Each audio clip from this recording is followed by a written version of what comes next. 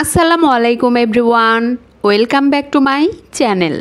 আজ আমি আপনাদের তৈরি করে দেখাবো মাত্র 3 থেকে 4টি উপকরণে তালের পিঠা বা বড়ার রেসিপি। ঘরে থাকা অল্প কিছু উপকরণে তৈরি করার পরেও এই বড়াগুলো হবে উপরে মুচমুচে আর ভেতরে নরম তুলতুলে।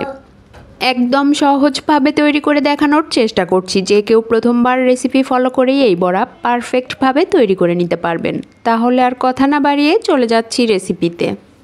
তালের পিঠা বা বড়া তৈরি করার জন্য প্রথমেই মিক্সিং বলে নিচ্ছি 1 কাপ পরিমাণ তালের রস। এবার এর সাথে অ্যাড করছি হাফ কাপ পরিমাণ চিনি। আপনারা আপনাদের স্বাদ অনুযায়ী চিনির পরিমাণ কমিয়ে বা বাড়িয়ে নিতে পারেন।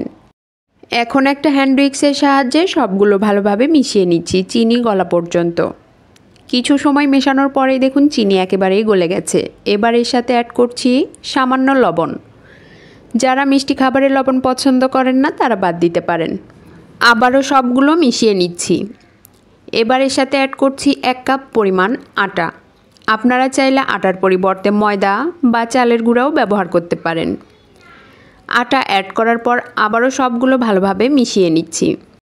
এ পর্যায়ে 4 থেকে 5 মিনিট ভালো করে মেশাতে হবে, এতে করে পিঠা বা বড়াগুলো অনেক বেশি ফুলবে। 4 থেকে 5 মিনিট মেশানোর পরে দেখুন ব্যাটারের কালার অনেকটাই চেঞ্জ হয়ে গেছে। আপনাদের যদি মনে হয় ব্যাটার অনেকটাই ঘন হয়েছে, তাহলে এর সাথে সামান্য তালের রস অ্যাড করতে পারেন। আর যদি ব্যাটার অনেকটাই পাতলা হয়ে যায়, তাহলে আরও কিছুটা আটা অ্যাড করে পারফেক্ট ব্যাটার তৈরি করে নিতে পারেন। সব কিছু মেশানোর পরে ব্যাটারের কনসিস্টেন্সি ঠিক কেমন হয়েছে আমি আপনাদের দেখিয়ে দিচ্ছি। দেখুন, ব্যাটারের কনসিস্টেন্সি আপনাদের দেখে বুঝে নিতে হবে। ব্যাটার একেবারেই রেডি হয়ে গেছে। তালের পিঠা বা বড়া ভাজার জন্য পর্যাপ্ত পরিমাণ তেল দিয়ে চুলায় একটি প্যান বসিয়েছি। প্যানে তেল একেবারেই গরম হয়ে গেছে। হাতের সাহায্যে একটা একটা করে পিঠা গরম তেলে ছেড়ে দিচ্ছি। এই পর্যায়ে চুলার হিট মিডিয়াম রেখে পিঠাগুলো ভাজতে হবে। চুলার হিট একেবারে বাড়িয়ে দেওয়া যাবে না, তাহলে পিঠার উপরে দ্রুত কালার চলে আসবে, পুড়ে যাবে, ভেতরে কাঁচাই থেকে যাবে। পিঠার এক পাশ হয়ে আসলে উল্টে আরেক পাশ ভাজতে হবে। বারবার নেড়েচেড়ে উল্টে পাল্টে পিঠাগুলো ভাজতে হবে সুন্দর একটা কালার আসা পর্যন্ত। দুই পাশেই হালকা কালার আসার পর চুলার হিট মিডিয়াম টু লোয়ের মাঝামাঝি রেখে পিঠাগুলো ভাজতে হবে। বারবার নেড়েচেড়ে উল্টে পাল্টে ভাজতে ভাজতে দেখুন পিঠার সুন্দর কালার চলে আসছে। পিঠাগুলো ভাজা হয়ে গেছে। এবার একটা স্ট্রেনারের সাহায্যে তুলে নিচ্ছি। এই পিঠাগুলো দেখতে যেমন সুন্দর, খেতে তার চেয়েও অনেক বেশি মজার। আপনারা বাসায় অবশ্যই একবারের জন্য হলেও ট্রাই করবেন।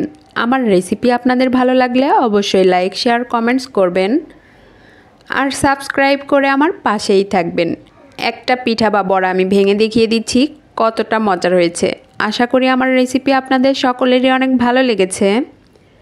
এতক্ষণ আমার সাথে থাকার জন্য সবাইকে অনেক অনেক ধন্যবাদ।